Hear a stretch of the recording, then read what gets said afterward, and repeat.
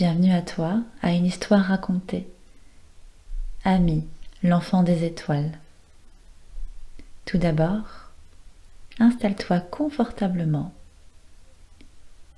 Peut-être sur ton lit, un peu avant de t'endormir. Peut-être dans un fauteuil confortable ou une chaise que tu aimes particulièrement.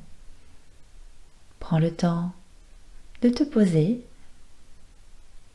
de détendre ton corps, de le laisser devenir un petit peu plus lourd.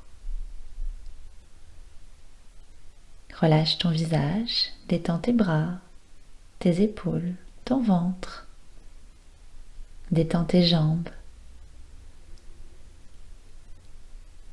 Écoute ta respiration.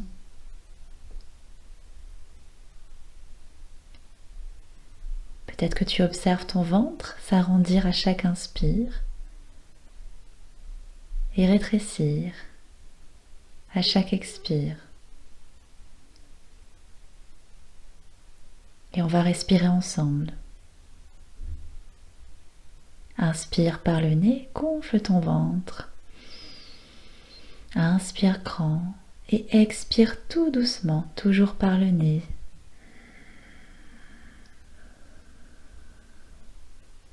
On va le refaire. Inspire. Sens ton ventre se gonfler. Expire doucement. Sens ton nombril se rapprocher de ton dos. Une dernière fois, inspire. Et expire tout doucement encore.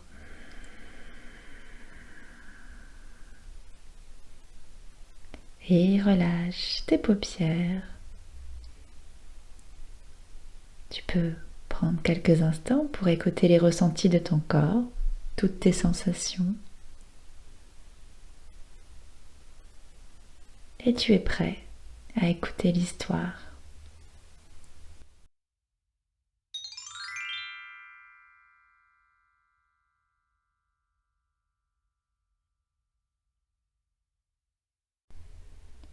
Chapitre 3. Ne te préoccupe pas. Que représente cet écusson que tu portes sur la poitrine ? C'est l'emblème de mon travail, dit-il tout en pointant son regard vers le ciel.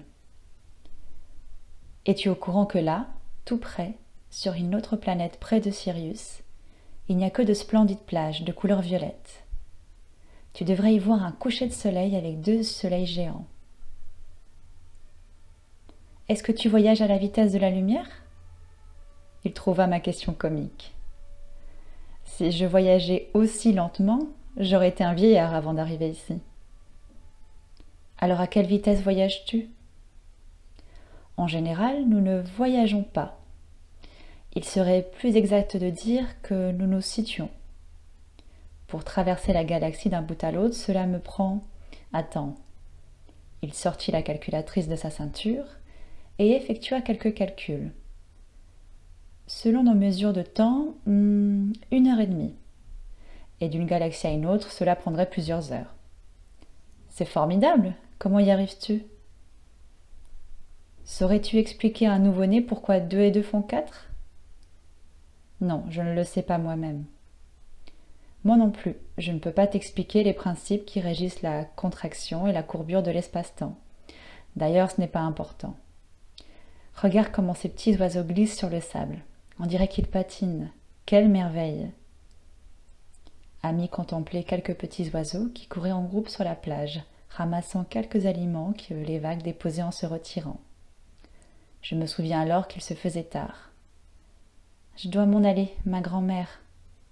Elle dort encore. Je suis préoccupée. Préoccupée. C'est idiot. Pourquoi, ami ? Prêt signifie avant deux. Je ne me préoccupe pas, je m'occupe. Je ne comprends pas, ami. Ne passe pas ta vie à t'imaginer des problèmes qui ne sont pas encore arrivés et qui n'arriveront probablement jamais. Profite du moment présent, la vie est courte. Lorsqu'un problème réel apparaît, alors et alors seulement, il est temps de t'en occuper.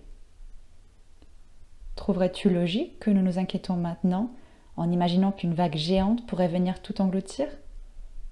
Il serait ridicule de ne pas profiter en paix de ce moment, de cette si belle nuit. Regarde ces oiseaux qui courent sans se préoccuper. Il ne faut pas perdre ce moment pour quelque chose qui n'existe même pas. Mais ma grand-mère, elle existe. Oui, mais là n'est pas le problème. Et ce moment, n'existe-t-il pas? C'est que je suis préoccupée. Ah, t'es rien, t'es rien. Jetons donc un coup d'œil sur ta grand-mère. Il prit son appareil téléviseur et commença à le manipuler. Sur l'écran apparut le chemin qui conduisait à ma maison. C'était comme si une caméra avançait entre les arbres et les roches du sentier, le tout en couleurs et illuminé comme en plein jour. Nous pénétrâmes ainsi à l'intérieur de la maison, par une fenêtre, et ma grand-mère apparut, dormant profondément sur son lit. On entendait sa respiration. Cet appareil était incroyable. « Elle dort comme un ange, » dit Amy en riant. « Ce n'est pas un film ?»« Non, c'est en direct. Nous allons à la cuisine. » La caméra traversa le mur de la chambre à coucher, et la table de la cuisine apparut avec sa nappe à carreaux. À ma place, il y avait une assiette recouverte d'une autre assiette inversée. « Cela ressemble à mon ovni, » plaisanta Amy. « Voyons ce qu'il y a à manger. » Il manipula quelque chose sur son téléviseur, et le plat supérieur devint transparent, comme de la vitre. On pouvait y voir un beefsteak avec des frites et une salade. « Pouah !» s'exclama Amy avec dégoût. « Comment peux-tu manger des cadavres ?» « Cadavres ? Des cadavres de vaches mortes, un morceau de vache morte. » De la façon dont Amy me le décrivait, j'en étais dégoûtée moi aussi. « Comment fonctionne cet appareil? Où est la caméra ?» lui demandai-je très intriguée. « Pas besoin de caméra. Cet appareil focalise, capte, filtre, sélectionne, amplifie et projette. C'est simple, non? Il y a d'autres lumières, mais tes yeux sont incapables de les percevoir. Cette machine les capte. Comme c'est compliqué. Pas du tout, je me suis fait cette babiole moi-même. Toi-même? Elle n'est pas neuve, ça fait tellement longtemps, mais j'y suis attachée. C'est un souvenir, un travail à l'école primaire. Vous êtes des génies. Bien sûr que non. Sais-tu multiplier? Bien sûr que oui, Amy, lui ai-je répondu. Alors, tu es un génie pour quelqu'un qui ne sait pas multiplier. Tout est question de degrés. Une radio à transistor semble être un miracle pour un aborigène vivant dans les forêts vierges. Tu as bien raison. Crois-tu qu'un jour nous pourrons avoir ici sur la Terre des inventions comme les tiennes? Il devint sérieux pour la première fois. Il me regarda d'un air plein de tristesse. Je ne sais pas. Comment tu ne le sais pas? Tu sais tout? Pas tout. Personne ne connaît le futur, heureusement. Pourquoi dis-tu heureusement? Imagine-toi, la vie n'aurait aucun sens si on connaissait le futur. Il te plairait de savoir d'avance la fin d'un film que tu regardes? Non, certainement pas. Aimerais-tu écouter une farce que tu connais déjà? Non plus, je n'y prendrais pas de plaisir. Aimerais-tu savoir d'avance quel présent tu vas recevoir pour ton anniversaire? Cela encore moins, Amy. J'aimais bien sa façon d'enseigner par des exemples. La vie perdrait tout son sens si on connaissait le futur. On peut seulement en envisager les possibilités. Je ne comprends pas, explique-moi. Par exemple, calculer les possibilités, les probabilités que la Terre a de se sauver. Se sauver? Se sauver de quoi? Comment cela, de quoi? N'as-tu pas entendu parler de la contamination, des guerres, des bombes? Ah oui! Essaies-tu de me dire qu'ici aussi nous sommes en danger de nous autodétruire, comme dans les mondes des méchants? Les possibilités sont assez élevées, c'est vrai. La relation mathématique entre la science et l'amour penche dangereusement du côté de la science. Des millions de civilisations comme celle-ci se sont autodétruites. Vous êtes à un tournant dangereux. J'eus peur. Je n'avais pas pensé sérieusement à la possibilité d'une troisième guerre mondiale ou d'autres catastrophes. Je demeurai un bon moment à réfléchir. Soudainement, il me vint une idée merveilleuse. Faites quelque chose. Quelque chose comme quoi? Je ne sais pas, faire descendre 1000 vaisseaux et dire au président de ne pas faire la guerre, quelque chose comme cela. Ami souriait devant mon innocence. Premièrement, il y aurait des milliers de crises cardiaques, à cause justement de ces films d'envahisseurs. Et nous ne sommes pas inhumains, nous ne pouvons pas provoquer quelque chose de semblable. Deuxièmement, si nous leur disons par exemple « transformez vos armes en instruments de travail », ils penseraient que c'est un plan extraterrestre pour les affaiblir et mieux dominer la planète. Troisièmement, supposons qu'ils parviennent à comprendre que nous sommes inoffensifs. Ils n'abandonneraient jamais les armes de toute manière. Pourquoi, ami ? Parce qu'ils auraient peur des autres pays. Quel pays va se désarmer le premier ? Aucun. Pourtant, ils devraient se faire confiance. Des enfants peuvent faire confiance, les adultes non. Et encore moins les présidents, et avec raison, car certains rêvent de dominer tout ce qu'ils peuvent. Je commençais sérieusement à m'inquiéter. Je commençais alors à chercher une solution pour éviter la guerre et la destruction possible de l'humanité. Il me vint à l'esprit l'idée que les extraterrestres pourraient prendre par la force le pouvoir sur la Terre, détruire les bombes et nous obliger à vivre en paix. Je lui en fis part. Lorsqu'il eut fini de rire, il me dit que je ne pouvais m'empêcher de penser comme un terrien. Par la force, détruire, obliger, tout cela est terrien, non civilisé, de la violence. La liberté humaine est quelque chose de sacré, autant la nôtre que celle des autres. Obliger, cela n'existe pas dans notre monde.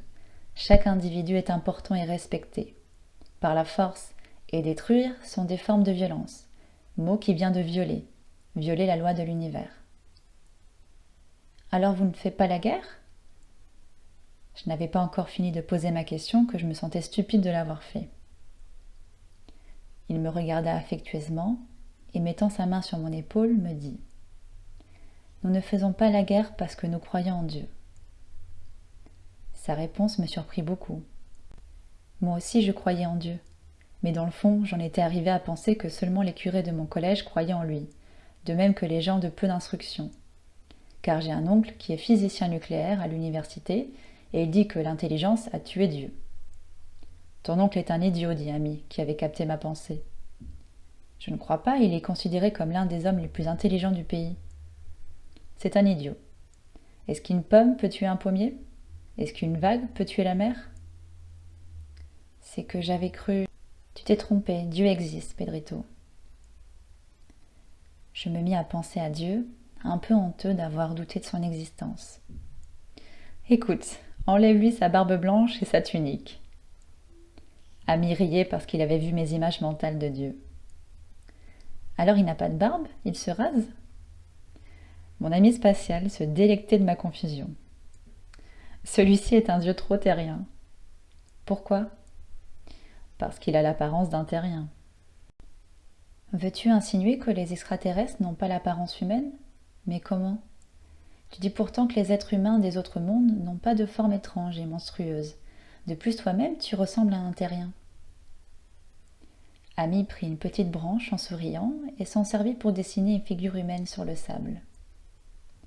Le modèle humain est universel, tête, tronc, extrémité. Il y a cependant de petites différences dans chaque monde.